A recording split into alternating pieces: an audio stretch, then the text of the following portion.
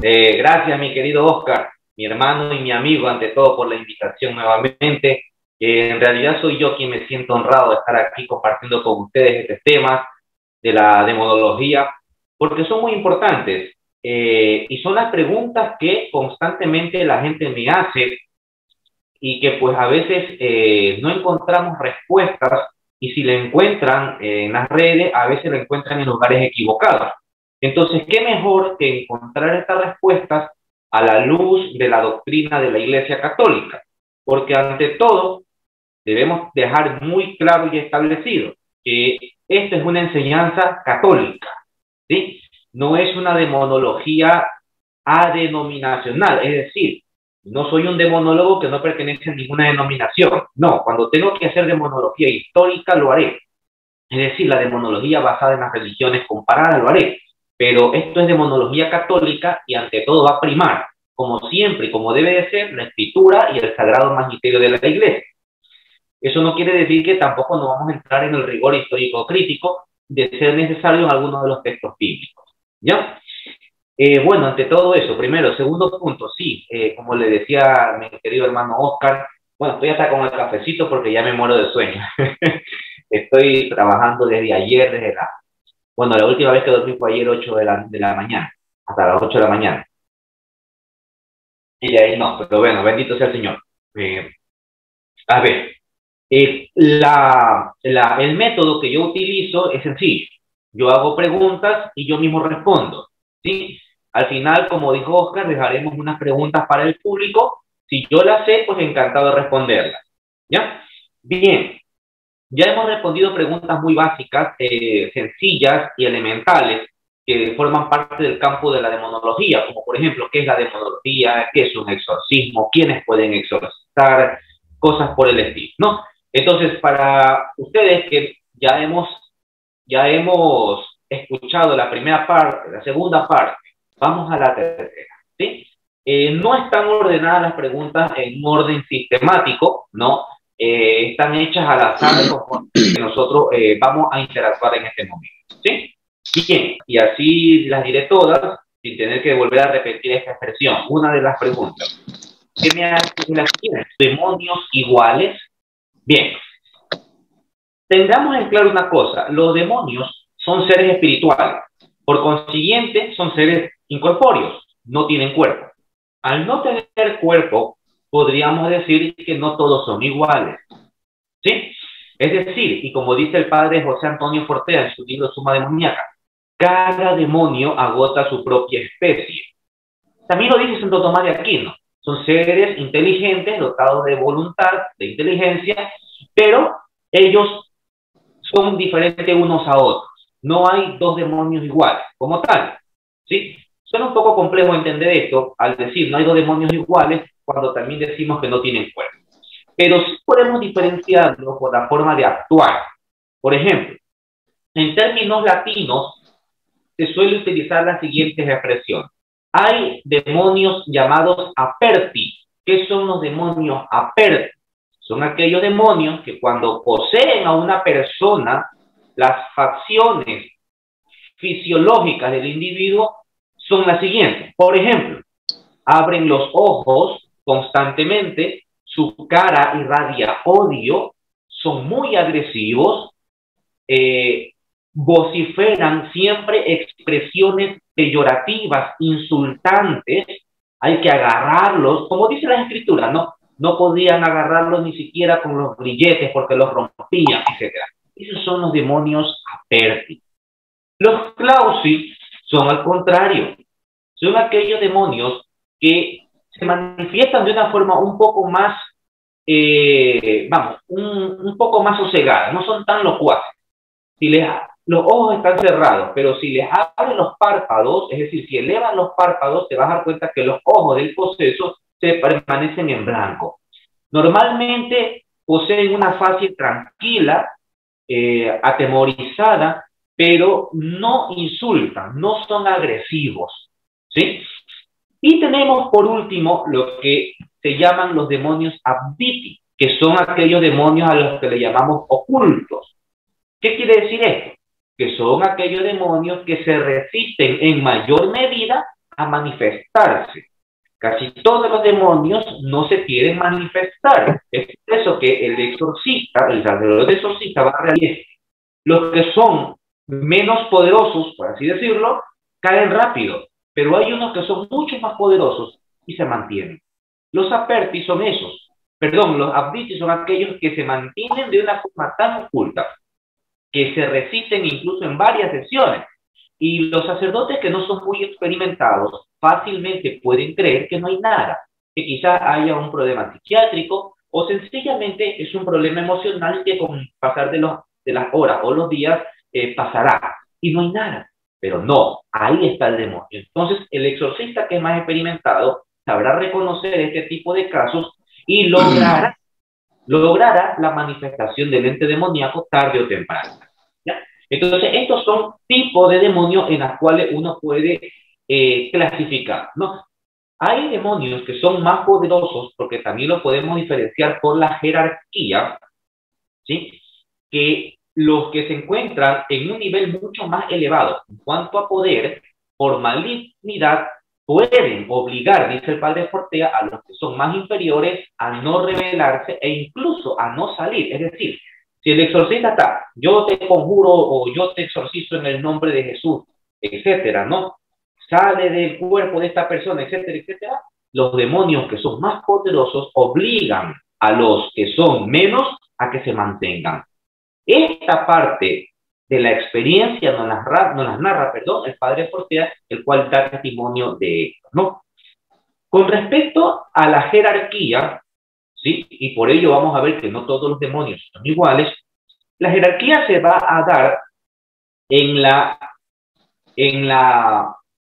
la forma o en la medida en cuanto a su malignidad, ¿sí? Les pongo un ejemplo. Satanás, el demonio jerarca por excelencia, es decir, en perversidad y en malignidad, siempre hemos enseñado, así nos enseña la tradición de la iglesia, que es un querubín. Pero sabemos nosotros que en el orden jerárquico, el querubín está por debajo del serafín. Técnicamente, el serafín, ¿sí?, es mucho más poderoso que el querubín. Pero ¿cómo es que Satanás, siendo inferior a un serafín, resulta ser el jerarca? ¿Por qué? Porque en la jerarquía lo que prevalece no es el rango, sino el grado de malignidad. Lo mismo valdría para los ángeles buenos, es decir, el elevado estado de la gracia. Acá es el elevado estado de la malignidad, de la perversidad, y acá es el elevado estado de la gracia. ¿Sí? Hay un ejemplo que lo suelo poner que es muy sencillo. ¿Sí? Una monjita totalmente ignorante en la teología, sin ningún tipo de estudio, puede alcanzar la santidad, puede ser mucho más santa, ¿sí?, que un doctor en teología, aunque el doctor en teología jerárquicamente mucho más elevado, pero por la gracia, la ancianita, que no tiene ningún título, pero por la gracia siempre estará elevado más que el doctor. Con esto creo que dejo claro. Entonces, de esta forma, parámetros, podemos nosotros entender esto tan complejo, y digo complejo no porque sea difícil, en la cual uno dice, pero bueno, y yo no lo he visto, claro, pero ahí tienes que estar en un exorcismo para poder decir, ay, bueno, te cambia toda la realidad, te cambia toda la percepción de lo que antes entendías. No, esto yo no lo he visto, no lo creo porque no lo he visto. Bueno, tendrás que estar en un exorcismo para poder ver las diferencias de manifestaciones que realiza el demonio. Entonces, ¿todos los demonios son iguales, como ya hemos dicho? La respuesta es no, y todos los parámetros que hemos mencionado. Bien, otra pregunta que me la suelen hacer. Lilith, ese famoso personaje que se encuentra en Isaías capítulo 34, versículo 14, ¿es o no un demonio? Pero lo más importante, este personaje que lo catalogamos como un ente demoníaco, ¿sí?, es cierto que puede a las personas hacerle inducir a tener relaciones. ¿Puede un demonio quedar o hacer quedar embarazada a una persona?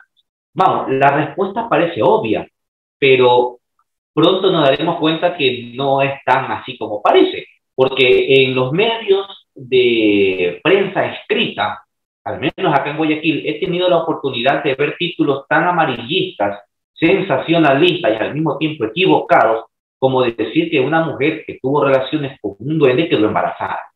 Son cosas que uno dirá, vamos, lógicamente eso es imposible, pero aunque no lo crean, hay gente que sí lo cree.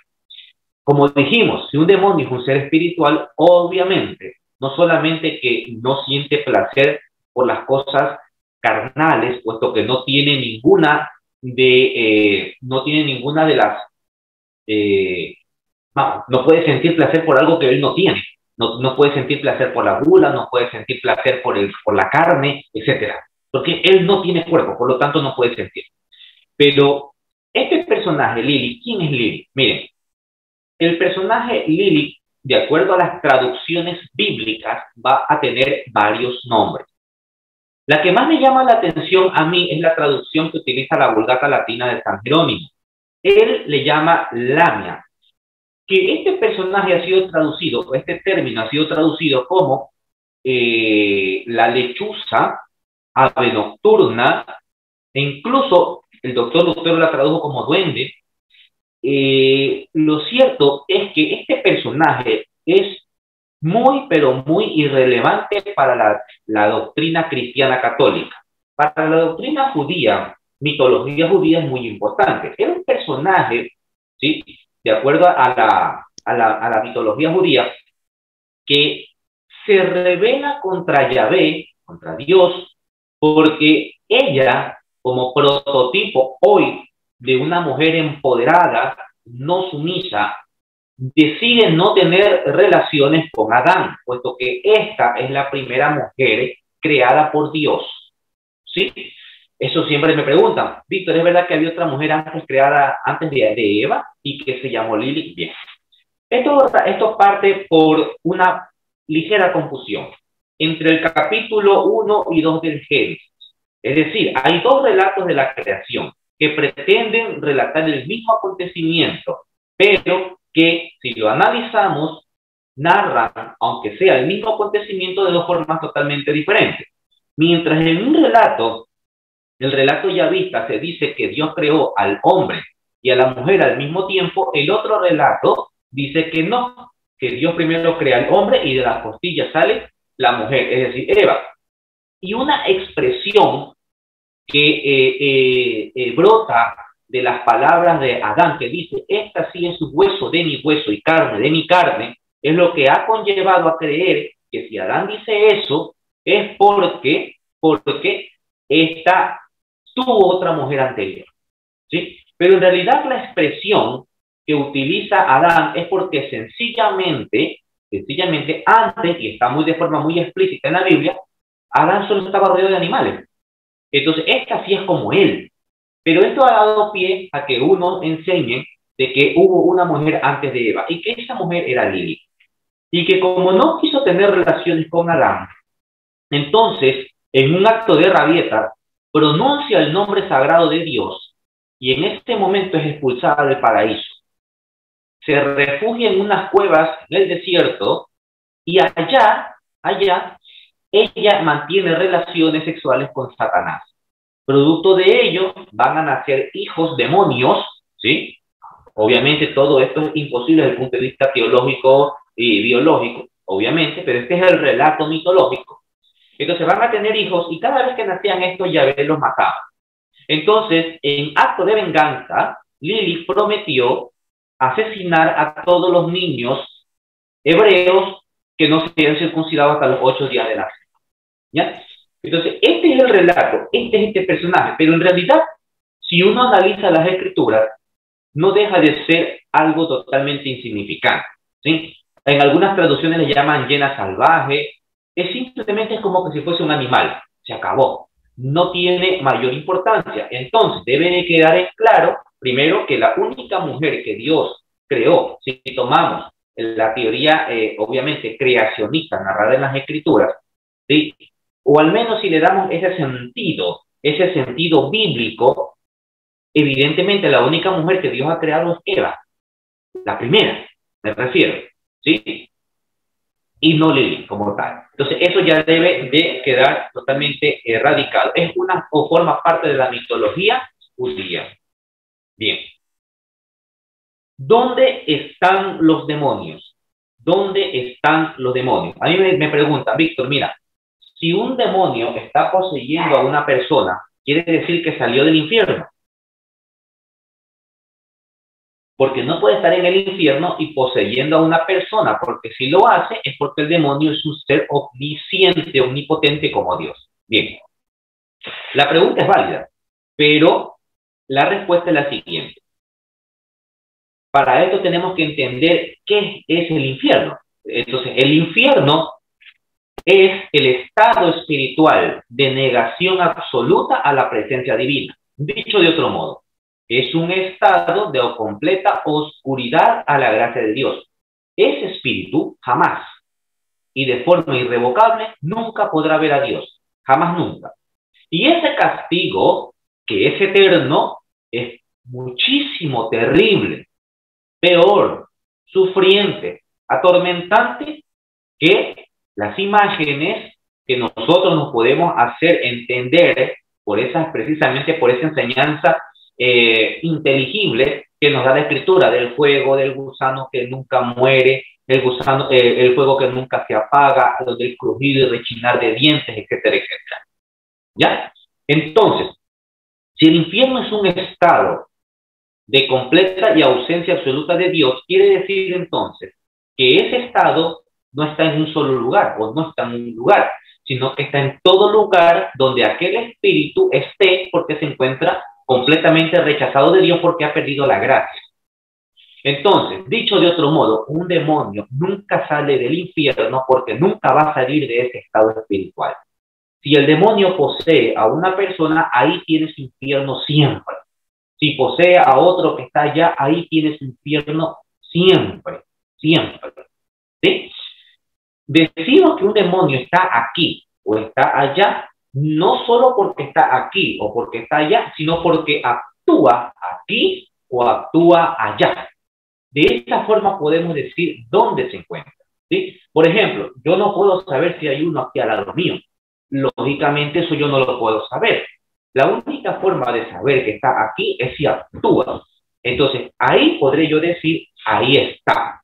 ¿Sí? Fuera de eso, no ocupan un espacio, no ocupan un lugar dentro de lo que nosotros llamamos nuestro espacio temporal, ¿sí? Y de nuestro tiempo, porque incluso no solamente los demonios, sino los espíritus en general, ángeles, e incluso el mismo Dios, no comparten nuestro propio tiempo llamado Cronos. El tiempo de ellos llamado Evo, así dice Santo Tomás de Aquino, ¿sí? Ese tiempo es un tiempo espiritual totalmente y radicalmente diferente al de nosotros. Es por eso que para Dios un día puede ser 1000 años y 1000 años puede ser un día. ¿Ya? Entonces, perfecto, y ahí quedamos con la pregunta, ¿dónde están los demonios? Sabemos que para poseer no necesitan jamás salir de el infierno, siempre lo van a tener en ese estado espiritual. Hay que acotar una cosa, según el padre Fortea, y perdonen que lo cite siempre, pero para mí es uno de los mejores, junto con el padre Corrado Balduzzi, el padre Amor, etcétera, el padre Mancuso, ¿sí? Que dice el padre Fortea que después del juicio final, ahí sí, el infierno y el cielo van a ser espacios físicos. Ahí sí. En lo personal, no comparto esta última enseñanza. ¿Por qué? Porque esta última enseñanza se parecería ya a la enseñanza de los testigos de Jehová, donde va a haber un paraíso físico, terrenal, donde van a haber personas, animales, etcétera, y lo mismo valdría para lo otro. Pero en todo caso, no voy a adentrarme mucho más allá. Pero sí me gusta dejar en claro esta parte. Bien.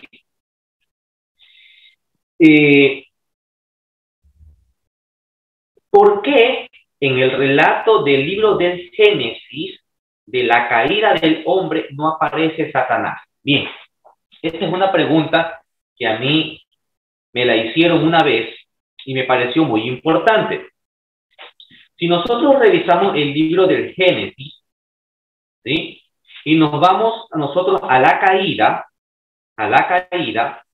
dice así: la serpiente era el más astuto de todos los animales del campo que Yahvé Dios había hecho, y dijo a la mujer: ¿Cómo ha dicho Dios que no os comáis de ninguno de los árboles del jardín? Respondió la mujer a la serpiente. Bueno, etcétera, etcétera. Observen ustedes que no aparece la palabra Satanás aquí.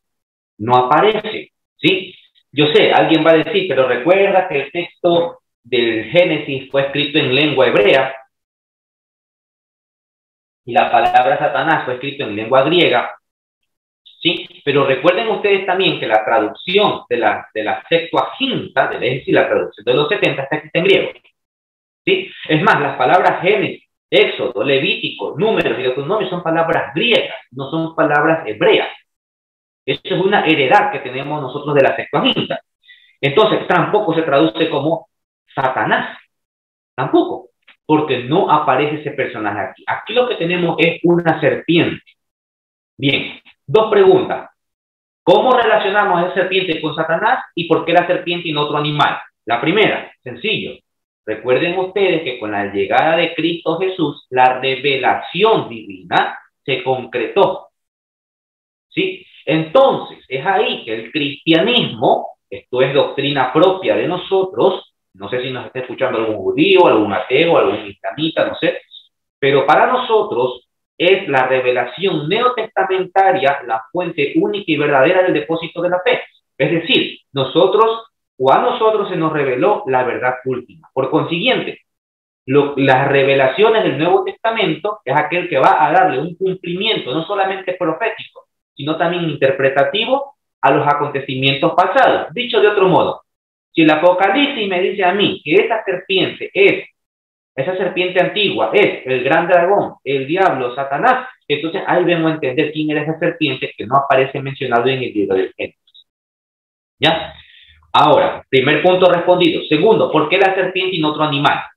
¿Por qué? Porque sencillamente la serpiente era el animal por excelencia antagonista a una de las grandes divinidades egipcias, que era el dios Ra. Y la serpiente, llamada Adonis o Apophis, ¿sí?, era la serpiente que constantemente trataba de tragarse al sol para evitar que éste saliera, pero no sucedía. Al día siguiente salía siempre el dios victorioso egipcio. ¿Y qué tiene que ver la mitología egipcia con esto? Pues sencillo, el pueblo de Israel, que fue sometido por muchísimos años a la tierra de los egipcios, adoptaron, obviamente, culturas, tradiciones, mitos, folclores, etcétera, etcétera. Y una de esas es precisamente la serpiente. Es por eso que la serpiente es uno de los animales divinos más representativos en las culturas antiguas del Oriente Medio y Próximo, ¿sí? Es por eso que está la serpiente y no otro animal, ¿ya? Ahora, esto es interesante, ¿por qué? Porque si ustedes se dan cuenta, como no aparece el término Satanás, es decir, y ustedes lo deben de saber, probablemente el libro en escribirse, primer libro en escribirse del Antiguo Testamento es el libro de Job, no el Génesis, aunque cronológicamente el Génesis está antes, o primero. Es por eso que aquí, de acuerdo al pensamiento judío de esa época, no se tenía la noción y el conocimiento de que este personaje, llamada serpiente, ¿sí?, era un ser personal y real como ya lo enseña el cristianismo, es decir, Satanás, sino que aquí más bien representaba al mal. Y como el pueblo de Israel era un pueblo politeísta, porque ya quitémonos también de la mente de que el pueblo de Israel era un pueblo estrictamente monoteísta, no, siempre fue politeísta y que poco a poco, con el pasar del tiempo, fue depurando tantas divinidades hasta que perduró Yahvé. Y esas divinidades de los grandes dioses que rodeaban a los pueblos de las tierras cananeas y semíticas, les dieron todas esas atribuciones al gran dios Yahvé. Tenemos al dios Baal, Astarte, etcétera, etcétera. ¿Sí? Entonces, es ahí que vamos nosotros a entender que había muchísimas divinidades, muchas divinidades dentro de esta cultura. Y es por eso que ellos constantemente caían en el politeísmo. David no era monoteísta, era politeísta. ¿Sí? Bien, entonces, hasta aquí el personaje era, más que un personaje, era un accionar, era el mal como tal. ¿Sí? Era lo antagonista al bien. Es por eso que Dios, en su inmensa sabiduría, en la revelación del Antiguo Testamento, no muestra o no da mayor importancia al diablo en el Antiguo Testamento para evitar un falso dualismo, muy pero muy conocido en la época. Es decir, un Dios bueno que se revela llamado Yahvé con un Dios malo, antagonista llamado Satán. Para evitar eso, entonces es que Dios replega la imagen del diablo en el Antiguo Testamento de manera tal que casi que no es mencionado. Luego, con la revelación neotestamentaria y aún ahora sí, ya conociendo las verdaderas artimañas del diablo y sus demonios, entonces, y cuando ya se tiene una noción más de la doctrina monoteísta, más aún ya en el cristianismo, entonces ahora sí se revela este personaje de forma mucho más ya explícita. ¿Ya? El amigo mío del hospital. Bien, a ver, ¿por qué? ¿Por qué el diablo tentó a Jesús? ¿Por qué? Pues sencillamente, y esto lo vemos nosotros en el libro de Mateo, las tentaciones de Jesús en el desierto por Satanás la encontramos en los evangelios sinópticos, Mateo, Marcos y Lucas. ¿Cuándo menciona eso?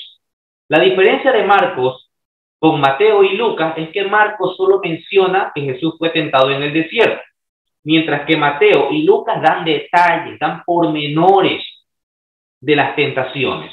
Y Lucas aún es mucho más explícito que Mateo. Ok, ¿por qué lo tentó si sabía que Jesús era Dios? Bien, sencillamente, el diablo no pudo resistirse a la tentación de tentar al mismísimo Hijo de Dios.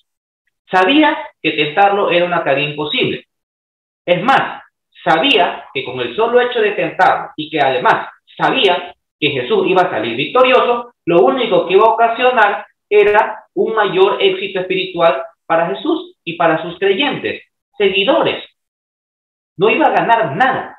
Pero, como este personaje, Satanás, que es un ser inteligente, pero al mismo tiempo dotado de libre voluntad, puede cometer errores, entonces él dijo, a lo mejor, si logro que Jesús, el Hijo de Dios, el Santísimo, cometa un error, por mínimo que sea, entonces yo tendré ocasión de decir, no me he equivocado, yo tenía la razón, ese Dios no es perfecto. Pero, como ya sabemos en el relato bíblico, no lo logró, imposible. El Señor venció a todas las tentaciones, pero lo tentó. ¿Por qué? Porque Dios, y ya lo vamos a ver un poquito más adelante, Dios no puede ser tentado, pero Dios hecho hombre sí. Y por eso es que fue tentado por el mismísimo Satanás. Vamos a otra pregunta. ¿Podemos ser tentados más allá de nuestras fuerzas? ¿Podemos ser tentados más allá de nuestras fuerzas? Bueno, bien. Si nosotros vamos a Santiago, a la epístola católica de Santiago, capítulo 1, yo aquí tengo la Biblia, obviamente, ustedes la pueden revisar, no sé si la charla quede grabada, ustedes pueden revisarla después, pero aquí tenemos a Santiago, capítulo 1, versículo 16. Entonces, dice la pregunta, ¿podemos ser tentados más allá nosotros de nuestras propias debilidades o nuestras propias probabilidades? La respuesta es no. Porque la misma respuesta la da Santiago, dice así, que nadie cuando sea probado diga, es Dios quien me prueba, porque ni Dios es probado por el mal ni prueba a nadie. ¿Sí? Verán, miren, si Dios pone pruebas o tentaciones hacia una persona, ¿sí? Entonces, ese Dios ya no es justo ni misericordioso, sino al contrario. Es un Dios que se gozaría de ver la caída del hombre. Y el Señor jamás, nunca se ha gozado de eso. Al contrario, el Señor sufre cuando el ser humano cae en el pecado. ¿Sí? Él no quiere que nosotros caigamos en el pecado. Él quiere que nosotros vivamos en la gracia. Es por eso que la misericordia de Él es tan infinita que muchas veces soporta y nos da tiempo a que nosotros nos arrepintamos. El Señor no pone pruebas a nadie. Yo he escuchado a mucha gente que dice, cuando están pasando por momentos duros, adversidades, enfermedades, pérdida de trabajo, etcétera, no, es que estoy pasando esta prueba muy dura porque el Señor me está poniendo a prueba. No, no, no, el Señor no pone prueba a nadie. Son las circunstancias de la vida, que si logras sobrepasar esas circunstancias de la vida en manos de Dios, entonces eso te va a traer, ¿qué cosa? Bienes espirituales. Bienes espirituales. Por ahí un ateo me decía, si Dios es tan bueno, ¿por qué Dios creó el mal? Es que Dios no creó el mal. Y dice, entonces, ¿Dios por qué permite el mal? ¿Por qué Dios permite el mal? Porque es el curso de la vida. Eso tiene que suceder así. Es más, si no existiera el mal, no existieran las tentaciones, entonces el amor y la fidelidad que tiene una persona hacia Dios y sobrepasa cualquier tentación, no sería genuina. Es precisamente que cuando una persona que tiene las mismas posibilidades de caer en el pecado, como las mismas posibilidades de sobrellevarlo, y si lo logra vencer, entonces esa fidelidad es genuina y eso es lo que le agrada al Señor. ¿Ya? Bien, sigamos. ¿Qué hacer ante la tentación? Una persona inteligente vence la tentación, pero una persona sabia no coquetea ni siquiera con la tentación. ¿Sí? Yo he enseñado la diferencia radical que hay entre una persona inteligente y una persona sabia. ¿Sí? El sabio es aquel que ni siquiera permite que la tentación se le acerque. ¿Sí? ¿Por qué? Porque puedes caer fácilmente. Dice el libro de Proverbios, ¿quién puede jugar con fuego en sus pechos y que su seno se queme? Entonces, es cierto, las tentaciones no hay que combatirlas, hay que evitarlas. Y si una vez que no pudieron ser evitadas, entonces hay que combatirlas. Pero lo primero que hay que hacer es rechazarla en primera instancia. Cuando uno logra rechazar una tentación, esa tentación se vuelve inocua. No tiene ningún efecto. Entonces, ¿qué hacer ante la tentación? Rechazarla de inmediato, no darle pie a decir, no, yo estoy fuerte espiritual, yo le rezo el rosario, yo voy a la misa, yo la puedo vencer. No, nada, rechazarla de inmediato. Una pregunta también importante, ¿sí? Al rezar la oración en latín, ¿esta tiene mayor poder durante los exorcismos? Bueno, me han dicho, la oración en latín es mucho más eficaz y tiene mayor poder en un exorcismo porque es la oración oficial de la iglesia. Miren, si ese es el argumento, entonces tendríamos que nosotros remontarnos a la historia y diríamos que la lengua oficial de la iglesia primera fue el griego, no el latín. El latín surgió ya por en torno al año 225 más o menos. Antes lo era el griego. Luego el latín desplazó el griego. Y es cierto que la mayor parte de la historia de nuestra iglesia en la Edad Media fue latín. Totalmente de acuerdo. Y que es un idioma maravilloso. Es innegable. Pero lo que hace eficaz a una oración no es el tipo de lengua, sino la fe, la devoción de una fe, la oración que hace uno con la plena convicción de que el Señor escucha, la experiencia del exorcista, ¿sí? Y la intercesión de la Virgen Santísima, de hecho de que una oración sea en latín y creer que solamente por eso ya es completamente eficaz, en realidad no es así. Recuerden ustedes que estas cosas no son amuletos, ¿sí? Esto no es amuleto, esto es algo sagrado, es sacramental, ¿sí? Olvidémonos de que por el hecho de que yo cargo una aquí en el pecho, eso yo ya estoy libre de todo mal, no, nada, estado de gracia, ¿sí? Que estos sacramentales son extremadamente importantes desde el punto de vista litúrgico para un exorcismo para nuestra oración diaria? Por supuesto que sí. Segunda, existen, esta me la hicieron nomás la semana pasada, existen las maldiciones intergeneracionales, ¿sí? Esto se ve mucho en los grupos de renovación carismática, ¿sí? Donde hay una creencia muy arraigada sobre las maldiciones intergeneracionales. Dicho de otro modo, maldiciones que una persona puede tener en el presente, pero que no es otra cosa más que son maldiciones arrastradas de generaciones pasadas, por familiares pasados. Bien, entremos al contexto bíblico. Un día Jesús se encuentra predicando, se le acerca un ciego de nacimiento y Jesús lo cura, lo sana.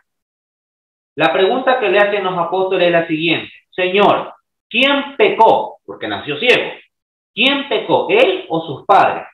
Entonces, aquí, en este relato bíblico, podemos nosotros darnos cuenta de una creencia muy arraigada en tiempos de Jesús, donde se creía que dos cosas: que una maldición era generacional y que además una enfermedad era producto de un pecado.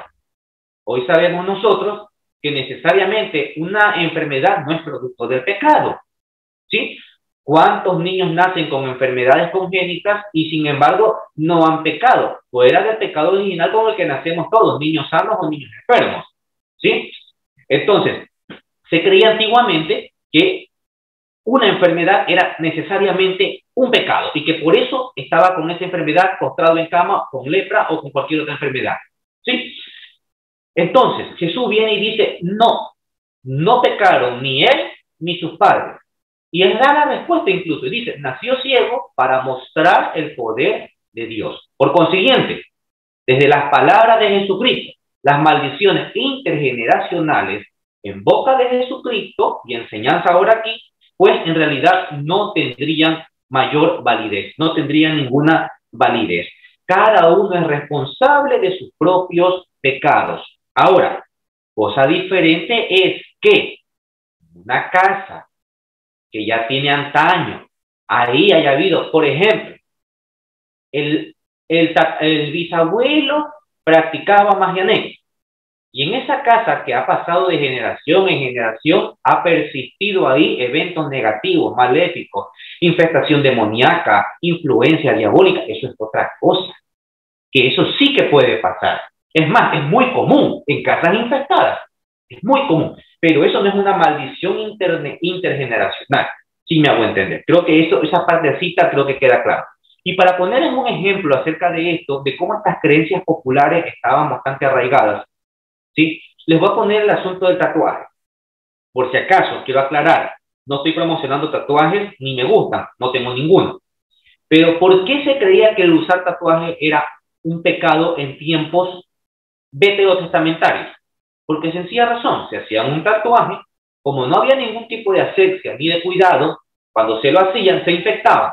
No sabían qué era la fiebre, o sea, le llamaban calentura, no sabían las infecciones, no había conocimiento de los microorganismos, no tenían antibióticos y se morían. Entonces, como morían y la muerte era producto del pecado, entonces el hecho de hacerse un tatuaje era un pecado. Y de esa manera se arraigó eso, incluso hasta hoy día lo vemos nosotros, que el solo hecho de tatuarse es un pecado. He escuchado a un exorcista muy conocido, sí, pero que en esta parte yo no lo comparto, ese criterio, lo respeto, no lo comparto, no voy a mencionar su nombre, porque puedo herir susceptibilidad de alguien, porque es un sacerdote ya fallecido, muy querido y muy conocido, que decía él que con solo el hecho de tatuarse ya estás haciendo un pacto al diablo. Yo creo que eso es demasiado exagerado, ¿sí? Porque para hacer un pacto con el diablo, si hablamos propiamente de los tatuajes, estaría bien si yo en el tatuaje hago una invocación al demonio, ¿sí? Puro adorarle, servirle, hacer la mayor maldad posible, hacer rituales satánicos. Y me tatúo, por ejemplo, el nombre de Satanás, símbolo satánico. Eso sí que diríamos nosotros hacer un pacto con el diablo. Pero, por ejemplo, me tatúo el nombre de mi hija. No estoy haciendo ningún pacto satánico. Nada, ¿sí? Ahora, eso no quiere decir que esté bien. Repito, si Dios, y dice la palabra de la Sagrada Escritura, que nuestro cuerpo es templo del Espíritu Santo, mantengámoslo puro. ¿sí? Si no tenemos tatuajes, mantengámoslos así. Si ya lo tenemos y no has hecho nada satánico y no te lo puedes quitar, no te atormentes, ¿sí? No te atormentes, ya no puedes hacer nada, no te atormentes. ¿Por qué? Porque es lo que yo digo, o sea, no podemos ir a ese extremo tan radical. Hay gente que a mí me ha llamado y me ha dicho que tengo escrito el nombre de mi hija y ya no sé qué hacer. Y es más, hasta se sugestionan, porque me dijeron que por el hecho de tenerlo yo ya estoy ya condenado al infierno porque tengo este tatuaje y yo ya hice un pacto con el diablo. ¿Tú invocaste al diablo? No. ¿Crees en el diablo? No. ¿Lo al diablo? No. Yo soy cristiano, practico misa aquí y acá. Y se sugestiona. ¿Ya? Entonces hay creencias que estaban muy arraigadas y ya entendemos ahora el contexto cultural, social de la época. ¿Sí? Repito, Víctor, su hermano Víctor no está diciendo vayan y háganse tatuaje. Eso no estoy diciendo, por si acaso. Ni estoy diciendo que sea bueno. ¿Sí? ¿Puede el demonio tener alguna estrategia para tentarnos? Por supuesto que sí, pues. Si son seres inteligentes, ellos no son máquinas programadas, ¿no? Son seres inteligentes, ellos pueden tener estrategias para tentarnos de una u otra manera, ¿sí? Si no nos pueden tentar por medio del pecado, nos van a tentar por medio de la imperfección. ¿Qué quiere decir esto? Por ejemplo, es un ejemplo, no conozco yo las fortalezas y debilidades espirituales del hermano Oscar, pero voy a poner solo un ejemplo. Suponiendo que aquí está el demonio y dice, bueno, yo voy a tentar a Oscar, pero sé que Oscar es muy fuerte en la fidelidad a su esposa, él es muy fuerte en que él no bebe ningún tipo de licor, por lo tanto, tentarlo en el vicio del alcohol, de las drogas y de las mujeres me es imposible. Entonces no lo puedo tentar por medio del pecado, entonces lo voy a hacer por medio de la imperfección.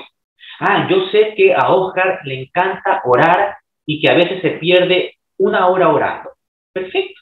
Lo voy a inducir a que haga más y más al punto de que descuidó su salud, descuidó su familia, etcétera. Alguien dirá, pero ¿qué malo tiene eso? Eso han hecho todos los santos. Sí, pero recuerden también que hay modelos y modelos de personas, ¿sí? Donde hay, en este caso, como Oscar, que es padre de familia, hay roles que cumplir, ¿sí? Me hago entender, ¿sí? Entonces, si no te puede tentar por medio del pecado, lo va a hacer por medio de tu imperfección. Eso pasa con el asceta. El demonio no puede tentar a un asceta a la gula, porque sabe que no lo va a lograr jamás. Entonces lo va a tentar de otra manera. A una monjita no la puede tentar, por ejemplo, con la tentación de la lujuria, pero la puede tentar con su imperfección. ¿Cómo? Por el hecho de que ora más, le hace creer en su mente un ego superior hacia las demás. Como yo oro más, soy más santa. Y eso ha pasado creo que a muchos, que como están en muchos grupos, como están en muchas actividades, conocen mucho de las escrituras, a veces el ego se nos eleva. Ya nos está tentando el demonio, no en el pecado, pero sí en nuestra imperfección.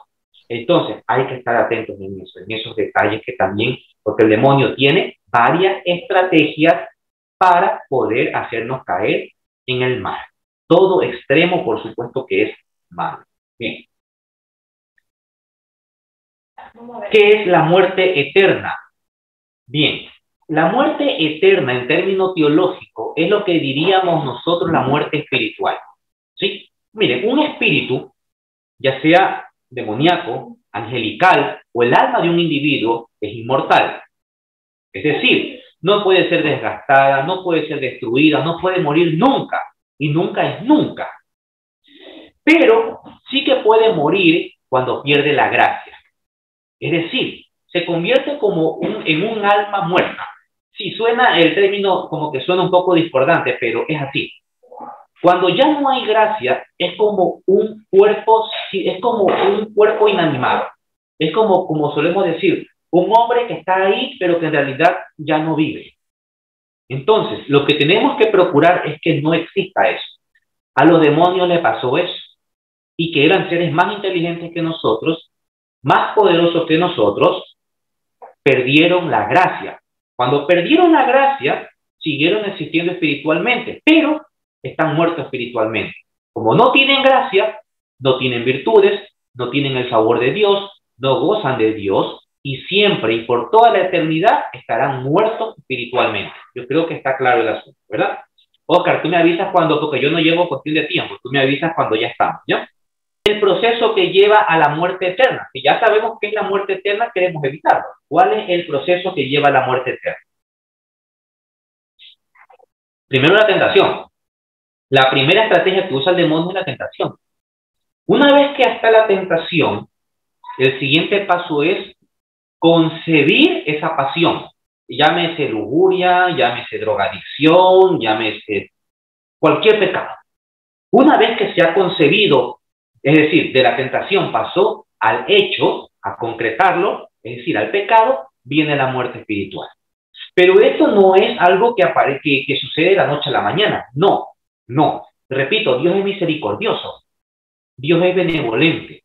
Él espera en la conversión de todos nosotros. No, Él quiere que cambiemos, que modifiquemos. Y en ese sentido, el Señor siempre espera que nosotros digamos, Padre, perdóname porque he fallado, porque he cometido. Cuando tú, que me estás escuchando, haces esto, Señor, perdóname, perdóname, y sientes en lo más profundo de tu ser, de tu corazón, que estás arrepentido, eso se llama gracia. Es decir, eso es lo que ya no tiene el demonio. Por eso es que ellos no pueden ser perdonados. Alguien me dirá, pero ¿por qué Dios no perdona a los demonios? No es que Dios no los quiere perdonar. Es que ellos no quieren el perdón de Dios, porque ellos perdieron la gracia. Y cuidado con la soberbia que podemos tener nosotros, porque también podemos perder esa gracia. Y formaríamos parte de ellos por toda la eternidad. Y cuando ya hay muerte espiritual, muerte eterna, eso es irreversible. Otra pregunta. Y aquí ya un poquito más, ya no más de cuestión teológica, yo quise agregar unas preguntitas así de la parapsicología, que va muy de la mano con la demonología, ¿sí? En el muy buen sentido de la palabra. ¿Qué es un espectro? Bueno, ¿qué es un espectro? Es lo que diríamos nosotros apariciones, ¿sí? Pero hay varios tipos, no todos son iguales. No es lo mismo la aparición de un fantasma que la aparición de un demonio, o la aparición de un alma condenada en el infierno. Tres tipos de aparición, ¿no? Normalmente, lo que llamamos espectro, alma purgante o fantasma es un alma de purgatorio, que Dios permite su aparición, porque esto no es que ellos tienen la libertad para hacerlo cuando quieran, no es así. Dios lo permite por asuntos muchas veces inescrutables en su inmensa sabiduría, o para que el ser humano vea que existe lo sobrenatural, y que además, como buenos cristianos, tenemos que orar por las almas de los difuntos, ¿sí? En esta fecha que pasó el Día de los Difuntos salía una frase muy repetitiva que decía, no deje de orar por las almas del purgatorio. Esa enseñanza de que ya la persona está en el cielo ha contribuido a que el ser humano deje de orar por las almas del purgatorio. Y es verdad, no. Mi papá que está fallecido, yo creo firmemente que él está gozando de Dios, pero sin embargo, todos los días pido por las almas del purgatorio, especialmente por la de él. No sé en dónde está él, pero lo que yo sí sé es que el Señor me escucha. Entonces, un alma del purgatorio se aparece, o cuando se aparece, dice el padre exorcista Fortea, cuando se aparecen tienen las siguientes características. No se mueven, no hablan, no producen daño, no producen infestación diabólica, es decir, movimientos de cosas, tienen aspecto terrorífico, tienen aspecto humano, y desaparecen de una forma muy sencilla, con oración y agua bendita. Pero cuando es el alma de un condenado o de un demonio, es totalmente diferente. Aparecen en forma monstruosa, producen infestaciones, atentan contra el hombre, entiéndase hombre y mujer, niño, niña, etcétera, animales incluso, pueden poseer, producir influencias, vejaciones, obsesión, etcétera, etcétera, y sacarlo es mucho más complejo y se necesita, ahí sí, en mayor medida, la urgencia de un sacerdote exorcista para liberaciones, oración de liberaciones, o acudir a los movimientos de renovación carismática, donde se realiza un arduo y excelente trabajo para la liberación a las personas de los entes demoníacos, que es muy importante la renovación carismática. Entonces, Así puede uno diferenciar a priori, a breves rasgos, entre la aparición de estos espectros, que ya sea un alma humana o un espíritu demoníaco. La última, bueno, quedarán en el tintero más, no sé si alguien tenga alguna pregunta. Vamos a una pregunta de la que me hicieron. No es muy común en la demonología, pero sí en la parapsicología. Víctor, ¿qué es la proyección astral? Bueno, ¿qué es la proyección astral? Más o menos para que ustedes me entiendan. Hay personas que me han dicho, Víctor, ¿qué significa esto? Mira, yo me acuesto a dormir y yo cuando me acuesto a dormir veo cómo mi alma se eleva, ¿sí? Pero la puedo ver mi cuerpo que está ahí y yo me salgo, recorro la casa, hago actividades, luego regreso y me meto al cuerpo. Y cuando me levanto ya no recuerdo nada o recuerdo pequeñas cosas. Eso es lo que en parapsicología se llama proyección astral. Los parapsicólogos dicen que hay una especie como de un cordón que liga al alma de esta persona con el cuerpo físico, ¿sí? Que no permiten que se separe nunca. Aunque se puede alejar, nunca se rompe ese cordón, como ellos le llaman, sino que siempre está unido. ¿Cuándo se rompe? Cuando hay la muerte. Cuando hay la muerte, el cuerpo físico queda allá, se rompe el cordón y esa alma sale, la proyección astral. Pero esa sí era una proyección astral permanente. Cuidado y van a malentender los términos. Son términos de la parapsicología, no tiene nada que ver por si acaso, eran nada de esas cosas, por si acaso. ¿Sí? Son preguntas que la gente me hace y que incluso más de una persona quizás aquí que me esté oyendo lo ha podido padecer. Sí, que me dice, no, yo he visto, yo he sentido que he podido salir del cuerpo y he deambulado. Y así han habido muchas manifestaciones sobrenaturales que podemos entenderlo a la luz de estas cosas, ¿no? Bueno, yo creo que hasta aquí me quedo yo. Hay muchas preguntas más, pero voy a dar tiempo más bien a Así. preguntas del público y bueno, terminaría.